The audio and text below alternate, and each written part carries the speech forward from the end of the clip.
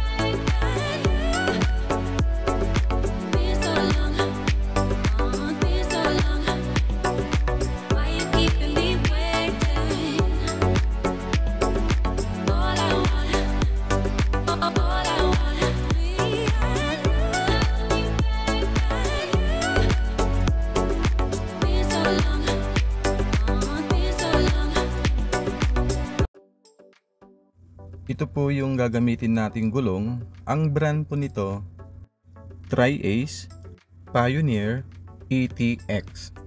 Ito po yung all-terrain trade design po niya, para siyang BF Goodrich KO2.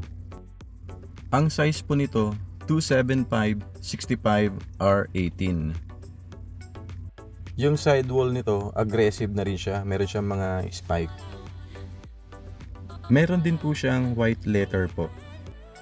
Ito pong Tri-Ace, design and engineered po siya in USA. Meron na rin po siyang 10-ply rating. Ang production date po nito, 2023. So itatapat muna natin siya dun po sa sasakyan po niya.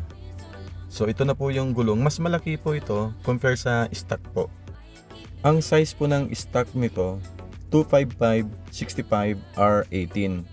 Ang overall outer diameter po niya, nasa 31.1 inches. Tapos yung ilalagay po nating gulong, yung 275/65R18, ang overall outer diameter po niya, nasa 32.1 inches naman po. So mas mataas po siya ng 1 inch. Pag i-compare po natin siya sa 285/60R18, mas mataas po ng konti itong 275/65R18 po. So natanggal na po lahat ng mga gulong. Ngayon, i-dismount na po natin siya. Tapos mamaya, ikakabit na po natin yung bagong gulong po. Actually, itong stock mags ng Wildtrak, maganda rin po siya. Medyo aggressive din siya. So mas maganda kung lalagyan natin ng gulong na mas aggressive po. Yung ilalagay po nating size na 275/65R18, hindi po siya sasayad kasi ang gamit po nating mags yung stock. So plug and play lang po siya. Mamaya ipapakita natin dito sa video rin po. So ito po, nasa tire changer na po yung gulong. So i-dismount na po natin siya. So kailangan iingatan natin siya para hindi po siya magasgas po.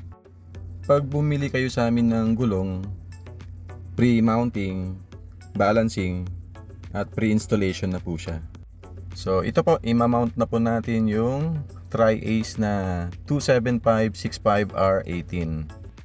Ang price pala nito, nasa 11,430 po ang isa. Pero may discount pa po yan. Mag-message lang po kayo sa aming Facebook page, RNH Tire Supply. Pwede rin kayong mag-message po sa aking Viber at sa WhatsApp. Actually, kasya rin po dito ang 28565R18. Basta stock mags po yung gagamitin. So wala rin pong sayad. Plug and play lang po siya. Kaya ang nilagay po natin 27565R18 kasi may plano rin siyang palitan po yung mags po nito. Tapos ang plano niyang brand na ikabit po yung Fuel Off-Road Wheels. So magagamit pa rin niya itong gulong na to. Bago po natin install yung mga gulong, papakita ko na hindi po siya sasayad dito sa stock na UCA. So malayo po dyan. Ganon din po dito sa fender liner sa may bumper, sa may harapan. So hindi po dyan sasayad yung gulong, malayo na po yan. Kasi ang gamit nating mags yung stock lang po. Tapos dito sa mudguard, wala rin pong sayad po dyan. So mamaya ipapakita natin dito sa video na hindi po siya sumasayad. Ngayon, pagpapalitan po natin siya ng aftermarket na mags kagaya ng Fuel, ang offset +1. So lalabas po siya ng mga almost 2 inch. So magra-rub siya ng konti. So ina-adjust lang po yung fender liner sa harapan.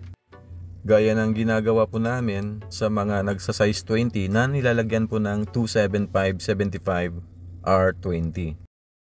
Itong stock mags po niya na naka 275/65 R18, pwede po tayong maglagay po dyan ng wheel spacers na mga 25mm po. Hindi po yan sasayad. Itong Tri-Ace na Pioneer ATX, pwede po siya sa highway at pwede rin po siyang pang off-road. Ayan na, tire block na po natin yung mga gulong. So makikita nyo bagay na bagay yung Tri-Ace na nilagay nating gulong dito po sa stock mags ng Wildtrak. So mas tumapang po yung gulong na kinabit po natin ngayon. Doon sa mga naghahanap ng Monster Terrain Grafer na 275/65 R18, wala pong lumabas na ganong size po. Meron po siya sa Monster RT, yung hybrid po. So patapos na po yung installation, hihigpitan na lang po natin tong mga lug nuts niya. Tapos mamaya, i-check natin siya kung sumasayad po yung gulong dun po sa harapan. Dahil naglagay po tayo ng 275/65 R18, mas malapad po ito compare sa stock. So halos pumantay po siya dun po sa fender. Ngayon, i-check natin siya kung sumasayad po. So uunahin natin po siya dito po sa may bumper po. So ipo-pull turn po natin siya kung sumasayad yung gulong. So pag pull turn, makikita nyo napakalayo po niyan. So hindi po siya sumasayad. Ipihit natin siya pakabila para makita naman dun sa may bandang mudguard kung sumasayad po. So ayan, napakalayo po. So safe na safe yung ganitong size, hindi po siya sumasayad. Isusunod naman po natin yung stock na upper control arm. So check natin siya kung malayo po yung sidewall dun sa stock na UCA. So ayan, napakalayo po. So safe na safe yung ganitong gulong.